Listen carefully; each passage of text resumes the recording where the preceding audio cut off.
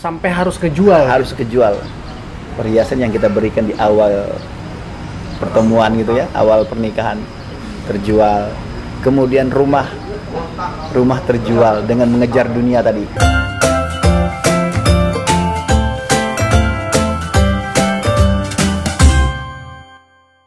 Assalamualaikum warahmatullahi wabarakatuh. Apa kabar teman-teman semua? Alhamdulillah, semoga dalam keadaan sehat walafiat ya. Kita ketemu lagi di video yang terbaru. Dan saya kan janji bahwa di setiap waktunya saya akan selalu menghadirkan sahabat-sahabat, orang-orang yang hidupnya penuh inspirasi ya, yang insya Allah juga bisa memberikan kebermanfaatan tentunya buat teman-teman semua. Siapa sih tamu saya berikut ini? Ini sahabat lama saya. Dia adalah sebagai seorang binaraga, bodybuilder, tapi bukan sekedar bodybuilder, tapi dia juga adalah seseorang yang sudah pernah mengharumkan nama Indonesia di tingkat dunia loh, ya, IFBB, ya, Pro World Champion, itu gila, pertandingan ajangnya di Amerika Serikat. Kita sambut Adya Novali. Assalamualaikum warahmatullahi wabarakatuh. Warahmatullahi Mas. Ya Allah, lama tak jumpa ya. Kalau orang awal nih keceknya lamun ndak basuo. Tapi ini orang Kalimantan ya? Kalau iya, Kalimantan. Kalimantan. Tapi ngerti dikit lah bahasa. Dikit-dikit ya. Kalau misalnya sapaan orang Kalimantan tuh kayak apa kabar itu apa gimana sih? Lebih ke Melayunya sih. Lebih ke Melayunya. Gimana kabar nih? Ya, jadi ada logat-logatnya gitu. Iya. Cekoknya agak mendayu-dayu gitu. Oh gitu. Jadi lama nggak ketemu, saya pikir udah asik tinggal di Kalimantan jadi wakil rakyat. Bener nggak? Waktu itu kan sempat mencalek. Sempat mencalek, tapi gagal Mas. Memang Allah nggak berkehendak saya di situ. Iya. Tapi gimana? Ada penyesalan di sana? Saya rasa bagian dari pengalaman sih. Kalau penyesalan ya itu bagian dari perjalanan hidup kita ya. Jadi ya ada pada saat itu, tapi saat ini saya pikir pengalaman aja. Iya, selalu ada hikmah dari setiap kejadian demi kejadian yang kita lewatin. Betul, saya kan juga sebenarnya pernah nyalek. Iya, tahun 2009 saya waktu itu untuk wilayah Sumatera Barat. Iya kan? Tapi ya qadarullah, Allah juga belum izinkan kita. Gagal juga ya Mas ya. Iya, nggak masalah. Gagal itu bukan akhir dari segalanya. Justru jangan-jangan itu adalah awal dari babak baru untuk kita lebih menemukan jati diri kita yang sebenarnya seperti apa. Dan yang Allah ridho ya. Itu dia penting banget. Adya Novali atau Mas Adrian ini Allah tuh tentukan maunya yang begini aja deh, karena ini yang saya ridhoi gitu ya. Iya. Dan saya kepengen banget nih ngobrol-ngobrol mengulik nih tentang Adya Novali, sahabat saya yang udah saya nggak ketemu belasan tahun, yang terlihat insya Allah jauh lebih soleh, jauh lebih tawadu. Pasti penasaran dong ya, kira-kira apa sih yang membuat seorang Adya Novali bisa menjadi seperti sekarang? Wah, ini mantep nih kopinya nih Adya. Ini pertama kali juga saya kemari, baru nih ya. Lagi kita lihat pembukaan nih ya. Iya. Saya kemarin nih mampir pas lihat, wah tempat baru nih, unik juga nih. Saya pikir, mau undang Adi deh, kita ngobrol-ngobrol di sini. Udah lama, belasan tahun nggak ketemu. Luar biasa ya. Waktu itu ketemu sempat latihan, tapi kan ya kalau pas latihan kita nggak bisa ngobrol-ngobrol yang lebih melepas rindu. Kemana aja sih selama ini? Saya masih berkecimpung dengan dunia kita yang dulu. Dunia binaraga ya. Dunia binaraga. Ya, kenapa saya bilang sebut dunia kita yang dulu ya, Mas pernah terjun di situ gitu. Enggak lah. Nah, ini Adya juga nih luar biasa nih pengalamannya. Saya tiba-tiba ketemu Adya, janggutnya makin panjang, makin keren, makin ganteng, badan tetap sehat. Buat gelantungan bidadari ini, Allah, yang kita nanti menunggu di surga. Kalau Adya gimana? Itu perjalanannya waktu itu apa nih yang menjadi titik baliknya?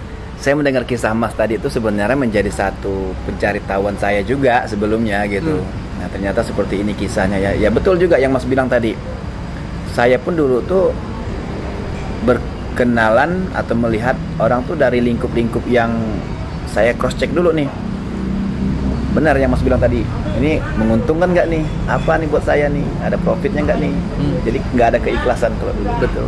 Ya kalau saya sih sebenarnya baru Mas. Saya baru menjalani katakanlah agama perintahkan ini baru beberapa bulan, bisa dihitung bulanan. Mungkin dari awal COVID, dampak stresnya menggila. Job stop juga ya, sama seperti yang Mas bilang di awal juga, tabungan berapa sih, sementara kebutuhan jalan terus dan tidak ada pemasukan. Nah di situ tersadarkan, ya udahlah nggak ada kegiatan, coba sholat. Tapi sholat juga masih di rumah, masih ya ibaratnya ngisi waktu aja, masih dengan gadget yang nonton hal yang nggak benar ya. Nah tersadarkan sebenarnya dari lagunya Ustadz Dery Sulaiman, ya. Dunia sementara, orang kaya mati, orang miskin mati, raja-raja mati. Saya mikir wah, dan waktu itu badan saya makin mengecil. Wah badan saya nih gede pun bakal mati nih tuh. Contohnya udah mengecil nih saya dulu beberapa waktu lalu sebelum COVID hampir 90 mas. Mungkin ya ibaratnya kalau baju ini udah sesak lah ya, jendol-jendolnya ya, iya, tahu lah ya. Sekarang aja masih lakukan jendolnya ini. Udah tawaduk dia. Udah menunduk, ototnya udah menunduk juga. Iya. Nah jadi baru mas, ya dimana saya melihat sebenarnya salah satu role modelnya ya kayak mas juga.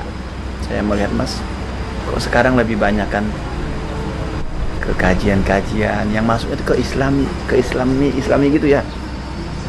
Nah di situ pun juga menyadarkan saya, ternyata beberapa kali setelah saya mendengar lagu itu, saya coba husukkan lagi yang mas seperti juga sampaikan tadi, ke masjid. Tadinya sama, masjid saya kurang lebih 100 meter lah. Oh lebih dekat lagi daripada saya. Dari sini ke depan situ lah. Itu tiap hari ke masjid waktu dulu? Enggak? Dilewatin aja mas. Nah rumah saya ngelewatin persis ini masjid nih, jalan nih. Jadi maksudnya kalau mau keluar pasti harus lewat keluar masjid? Masuk ngelewatin masjid. Dan itu berat untuk mampir? Berat untuk mampir. Suara azan, bangun subuh itu cuman ke toilet, tarik selimut lagi. Saking sombongnya. Nah dan ternyata sebenarnya saya tuh mas juga udah beberapa kali Allah tegur. Saya pernah ada kisah di blognya Ustadz Fatih Karim, saya pernah mati suri. Mati suri? Mati mas, saya pernah mati 2 hari 3 malam. Itu kapan tuh dan gimana kejadiannya? Itu sebelum saya mengenal fitness. Tahun berapa? 2000-an 3. 2003? Iya. Coba sedikit cerita singkatnya gimana tuh, kenapa tuh? Ya karena lingkungan tadi mas. Jadi memang kita berteman ini harus berhati-hati. Nggak semua teman yang membawa kita ke surga. Nah, saat itu teman saya membuat saya masuk ke dalam neraka. Minum alkohol, homor. Alkohol, okay. Minum di siang hari jam seginilah. Minuman tersebut dicampur sama teman saya. Ya, salah satu dicampur kopi. Oke. Ya, minuman lokal. Iya, dari murahan Manado. Lah murahan, ya. Minuman ya mohon maaf nih. Bukan berarti ini, mungkin kalau kita bilang ya murahannya itu caranya itu. Iya. Yang bikin murahannya itu caranya gitu ya. Lalu apa yang dirasain waktu itu? Iya, pada waktu saat minum panas dada nih. Panas. Langsung saya ngerasa setelah itu kayak mulai rasa berat kepala. Saya naik ke mes. Dulu kerja ada mesnya gitu. Masih bujangan waktu itu mas. Belum merit. Sampai mau mendekati kasur, rasanya tuh mau duduk dulu di pinggir kasur gitu. Iya. Baru rebahan itu. Pam, terhantam ke kasur tuh. Pingsan. Udah semenjak itu nggak ada sadar. Nggak sadar sampai itu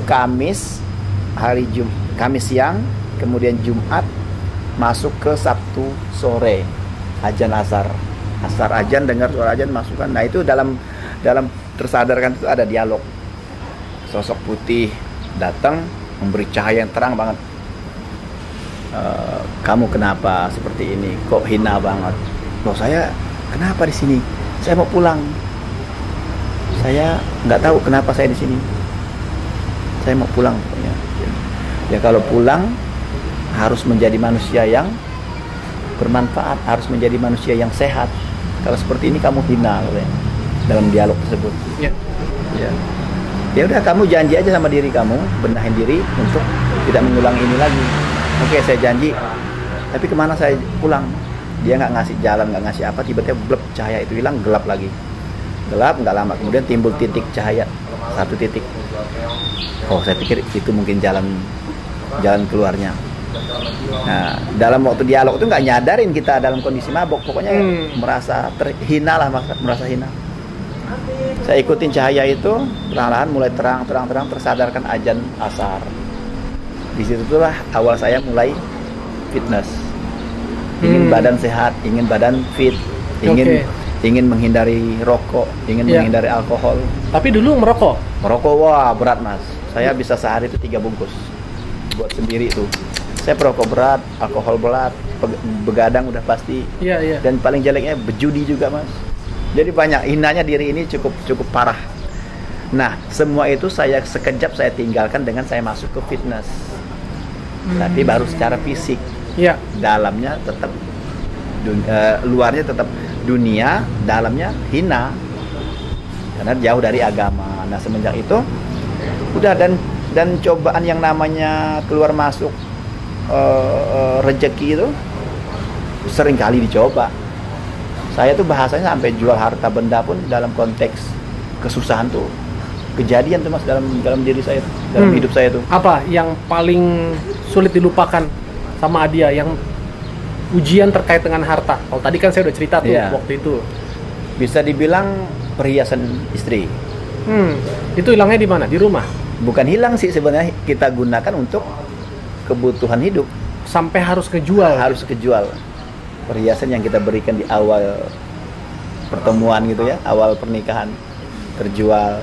Kemudian rumah terjual dengan mengejar dunia tadi. Jadi rumah saya jual mas untuk persiapan yang ke Australia, tanding di Australia. Sampai sekarang nggak punya rumah. Tapi kan menang nggak dapat apa-apa mas.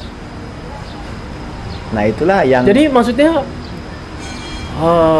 hadiah dari itu nggak bisa menutupi. Enggak, ya mas tahu sendiri kan kalau di olahraga ini. Berapa sih waktu itu kalau menang binaraga di Australia? Di luar ya. $5.000? Kalau kita rupiahkan ya. Berapa tuh kira-kira? Nggak nyampe 100 juta. Nggak nyampe 100 juta? Nggak nyampe 100 juta. Cuma tapi 60-an lah, kurang lebih 60-an. Nah, untuk waktu itu Adia persiapan, makan setiap bulan, suplementasi, itu kira-kira butuh biaya berapa sih? Totalnya per bulan lah kira-kira. Iya. Kita ambil total aja mas ya, keseluruhan dalam perjalanan berangkat ke Amerika. Kalau ke Amerika saya disupport klien. Itu uang klien. Barteran training beliau. Nah tapi kalau yang ke Australia, nah itu pokoknya saya menuju kompetisi itu berkisar 250-an. Lah berarti malah tekor dong. Keluar 2,5 dapatnya 100. Defisit dong. Jual rumah nggak dapat apa-apa. Nah saking kebodohan. Jadi gini mas, kalau saya pikir gini, ketika kita terlalu gila, terlalu cinta mengejar dunia, kita akhirnya bodoh. Tidak memikirkan dampak kerugian, tidak memikirkan akhirnya seperti apa, tidak memikirkan ya itu tadi, karena memang Allah nggak ridho, Allah nggak berkah dengan apa yang kita lakukan, karena kita jauh dari Allah. Dan ya maaf ngomong kan, kalau bodybuilding kan aurat ya. Betul. Nah, bayangin kehinaan itulah yang saya tampilkan di dunia. Ini saya ngobrol sama beberapa ustadz saya, termasuk Ustadz Fatih Karim dari Sulaiman. Oke, nggak apa-apa, ustadz kasih julukan saya juara dunia, tapi buat saya sebenarnya hina itu. Saya juara dunia itu hina buat saya ya, karena memang udah menyadari saat ini gimana mulianya tata cara Islam. Insyaallah. Ya, nah itu yang alhamdulillah setelah beberapa bulan ini ya ketemu beberapa ustadz dari Sulaiman, Ustadz Fatih Karim, termasuk Mas Ari Untung juga yang saya temuin pertama dari kalangan seleb hijrah gitu ya. Kemudian ya beberapa ustadz lainnya. Nah ini yang alhamdulillah saya bersyukur banget bisa jumpa sama Mas, ngobrol, kita ngopi bareng lagi sahabat fitnessku bersama beliau. Dan ini yang menurut saya kalau dulu tuh Mas, hal-hal yang seperti ini mubazir buat saya, mendingan saya tidur atau latihan, nggak ada manfaatnya kalau saya pikir tuh kalau ngobrol-ngobrol. Apalagi kalau kita memandang apa sih orang-orang pakai jenggot, pakai baju gamis ya, pakai baju koko, pakai baju celana cingkrang, apa sih saya pikir nih, sampai memandang saudara kita sehina itu. Nah, jadi buat saya tuh kemarin juara buat saya sombong, saya pelit ilmu, dan yang paling parahnya saya jauh dari Allah. Itu rasanya tuh beberapa bulan ini saya ada di dalam tata cara Islam, rasanya nggak bisa membersihkan kehinaan ini Mas. Makanya saya selalu pakai baju hitam sahabat fitness. Nah, Karena itu kenapa tuh? Nah, ya, jadi ada filosofinya gitu. Jadi saya merasa diri saya ini memang kotor. Jadi saya bukan nggak mau berusaha aja saat ini. Kekotoran ini rasanya ya bersihnya tuh tinggal Allah aja lah yang menilai, yang memutuskan seperti apa nih, mau di surga apa neraka. Yang jelas nih sisa usia nih Mas, saya selalu berkeinginan untuk melakukan hal yang baik aja. Hal yang baik, hal yang bermanfaat, hal yang kiranya Allah tuh ridho. Nah, insya Allah nih pertemuan kita ini Allah ridho ini, karena selalu menyebut nama Allah, mengagungkan nama Allah, membenarkan tata cara Islam. Insya Allah Allah ridho nih. Amin, amin, amin. Tapi ngomong-ngomong tadi mengenai pakai hitam, hati-hati nih kalau misalnya didengar Master Corbusier, lu bilang gua kotor katanya. Allah Akbar, enggak, bercanda ya Master. Ya, jadi kan? Itu persepsi saya. Betul, masing-masing kan bisa punya persepsi sendiri. Adapun yang banyak teman-teman, saya senangnya warna apa? Warna hitam. Bukan berarti saya menilai teman-teman kotor, tidak. Nah, itu persepsi saya, karena ya hitam tuh kayak menurut saya tuh gelap gitu Mas ya. Persepsi saya itu warna yang gelap, warna yang ya gimana sih kalau gelap gitu ya. Nah, jadi persepsi saya tuh, saya memberi julukan ke saya nih, memberi persepsi ke diri saya dengan tetap pakaian hitam gini untuk menyadarkan diri saya agar lebih tawadu lagi Mas, lebih merunduk lagi, lebih banyak belajar lagi tentang tata cara ini. Karena ya itu tadi, apa sih Arnold Classic? Emang Allah mempertanyakan itu, kamu apa, juara di mana? Kan nggak ada kan pertanyaan itu ya. Kalau Adia hobinya pakai sekarang baju hitam karena punya persepsi sendiri. Kalau saya udah badannya kurus begini pakai hitam makin tenggelam. Makanya kalau kayak saya biar kelihatan agak-agak gede dikit, pakai bajunya yang terang-terang. Ini adalah tips lainnya ya buat sahabat-sahabat ini yang misalnya pengen mengakali secara tampilan. Kalau misalnya merasa agak sedikit kegemukan, nah itu kayak teman-teman saya nih, kameramen gitu kan, mereka agak sedikit overweight, agak berisi ya. Dia pakai bajunya hitam-hitam semua nih, udah pasti kemana-mana. Dia pede-pede aja. Enggak, gue langsung. Coba yuk ganti baju putih, langsung kelihatan lipetan-lipetan. Masya Allah. Tapi saya percaya kok bahwa nggak ada yang kebetulan. Seperti tadi Ade bilang, kita ketemu ini juga semua sudah digariskan sebelumnya oleh Allah. Dan nggak ada yang sia-sia. Dan saya kenapa bikin semangat ya dalam beribadah, termasuk juga berproses hijrah ini, karena saya pernah mendengar bahwa Allah itu nggak melihat kita yang dulu-dulu. Allah melihat kita saat ini dan nanti kita akan berakhir seperti apa. Jadi Allah tuh mau melihat akhirnya kita tuh ya. Iya. Dan itu kan cita-cita kita. Wafatnya husnul khotimah. Kan begitu. Percuma tadi kita bisa punya kekayaan, populer dipenuhi dengan perilaku-perilaku maksiat, korupsi, zolim kepada orang lain. Ternyata kita berakhirnya di usia seperti itu, nggak ada gunanya semua. Tapi tadi alhamdulillah dengan segala macam kekurangan perjalanan hidup kita sama-sama udah kita bagikan di sini, Allah masih berikan kesempatan ya buat kita untuk memperbaiki diri. Nah ini sekarang tugas kita untuk apa? Untuk menjaga keistiqomahan ini, benar nggak dia ya? Iya, betul Mas. Kalau saya nih makanya ingin bertemu sama Mas ini juga salah satu bagian bagaimana nih bisa istiqomah ya, karena kan dunia ini tetap semakin kita kejar semakin turun naik, atau proses perjuangan itu tetap ini maju mundur gitu ya. Betul. Nah, yang namanya kita ada di dunia ini juga tidak luput dari tingkat kebutuhan yang kita perlukan.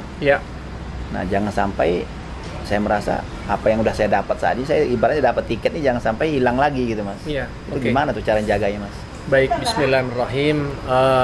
Bukan berarti saya lebih baik dari Adia, enggak. Kebetulan mungkin ini aja perjalanan yang saya coba terapkan dalam kehidupan saya. Yang pertama adalah rajin-rajinlah beristighfar. Rajin-rajinlah kita untuk bertobat. Rajin-rajinlah untuk selalu kita merasa diri kita ini banyak salahnya, banyak kurangnya, bukan sebaliknya.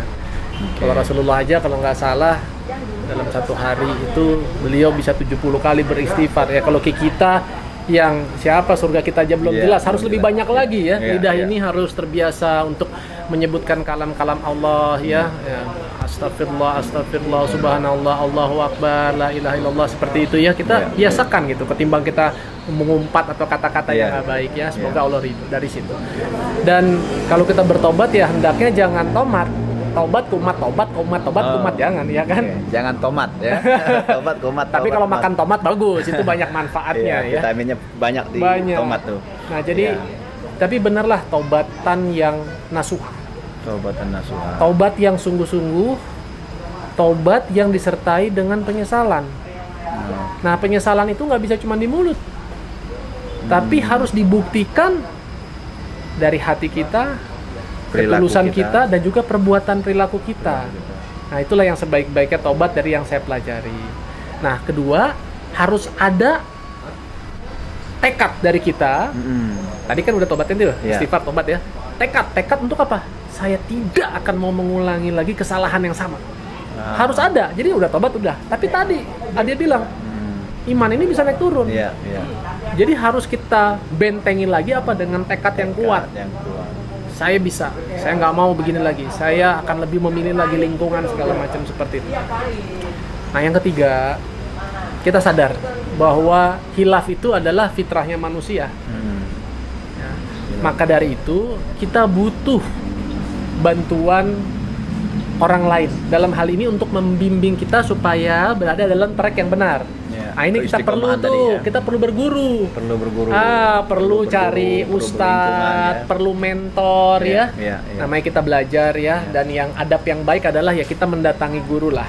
Ya nggak salah sih, sekarang udah banyak kesempatan untuk kita belajar dari YouTube ya, media sosial. Tapi beda. Tetap ada menurut saya yang nggak bisa digantikan dengan tatap muka langsung. Coba kita udah ketemu belasan tahun, terpisah, tapi pada saat Allah pertemukan lagi, udah kayak kakak adik yang nggak ketemu lama, waduh kangen banget yang seperti itu, benar nggak? Betul. Coba kalau kita cuma ngomongnya di WhatsApp, nggak bisa kan seperti ini, begitu kan? Betul. Nah, tadi Ade udah nyinggung, yang berikutnya adalah apa? Kita harus punya lingkungan pertemanan yang soleh. Kalau saat ini Adia udah ketemu dengan guru-guru, dengan sahabat-sahabat hijrah gitu, jaga baik-baik. Dekat mereka baik-baik, peluk mereka baik-baik, ya. Karena kita nggak pernah tahu, ya, nanti siapa yang akan memberikan bantuan juga kita untuk mau bersaksi di akhirat kelak, gitu ya, atas kedekatan kita, pertemanan yang tulus, ya, ketawaduan kita, kerendahan hati kita. Jangan-jangan mereka itu yang akan membantu kita untuk bersaksi nanti di hadapan Allah. Kalau saat ini kita belum juga mempunyai teman-teman yang seperti itu, cepet-cepet cari. Cari. Karena kita nggak pernah tahu usia itu kita sampai kapan. Siapa yang bisa menjamin kita bakal hidup sampai 60-70 tahun? Kalau Rasulullah kan katakan bahwa umatku nanti akan sampai 60-70 dan sedikit sekali yang akan sampai ke sana. Dan sekarang sudah ditunjukkan berapa banyak sahabat-sahabat kita yang belum sampai 40 Allah udah panggil. Betul. Baik nggak baik itu nggak ada urusan. Nah, dari sini betul. Nggak ada urusan ya. Kalau udah waktunya habis kontrak, udah. Kontrak selesai. Nah, betul. Dua yang terakhir itu adalah jangan lupa untuk kita terus berdoa. Karena tadi ikhtiar kita kan? Tapi kita tetap harus mohon sama Allah supaya maksudnya dari niatan kita, tekad kita, perjuangan kita itu Allah tetap ridho sama kita. Yang terakhir menurut saya adalah bersyukur. Banyak-banyak bersyukur. Apalagi dalam situasi seperti ini tahun 2020 nih, aduh, masya Allah kita dapat cobaan ya dari sisi ekonomi, dari sisi kesehatan, ya kan? Nah, inilah sebagai satu momen yang baik untuk kita muhasabah ya, untuk kita coba mengevaluasi lagi mungkin keseharian kita, perilaku kita, adab kita ya. Banyak waktu kesempatan misalnya kita di rumah kita gunakan untuk belajar ya. Untuk kita mungkin menghubungi sahabat-sahabat lama kita, jalin silaturahim ya. Itu yang terlupakan itu. Kadang kita terlupakan karena sebelumnya pada saat kita diberikan kesibukan, kenikmatan apa, kita udah berfokus sama kegiatan sendiri ya kan. Persiapan tanding atau misalnya saya dulu syuting terus segala macam. Siapa kamu enggak, yang penting ini kan buat keluarga saya. Padahal hidup itu enggak melulu tentang diri kita. Tapi hidup itu adalah seberapa besar kebermanfaatan yang bisa kita berikan buat orang lain. Dan tadi kalau kita pengen dianggap sebagai orang cerdas, itu adalah orang yang selalu berusaha mempersiapkan kematiannya. Kenapa? Itu sesuatu yang pasti. Saya sebagai seorang sahabat Saya mungkin hanya berpesan, Adia sekarang sudah berada dalam lingkungan yang benar, ya. Insyaallah. Punya teman-teman yang baik, yang benar, gitu amin, ya. amin. Jangan pergi lagi, ya. Insyaallah. Kita sering-sering komunikasi, ya. Ada WhatsApp, ya. Insyaallah. Kita ada di Instagram. Nanti kita saling follow ya. Iya. Aduh, Adia Kayaknya udah deh. Hah? Saya udah follow Mas. Coba. Mas lupa karena kebanyakan followersnya.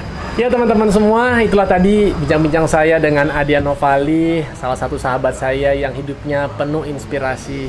Ya, dan ini bisa menjadi motivasi buat kita semua untuk terus berproses menjadi pribadi yang lebih baik. Bukan lebih baik daripada orang lain, tapi lebih baik dari diri kita yang sebelumnya.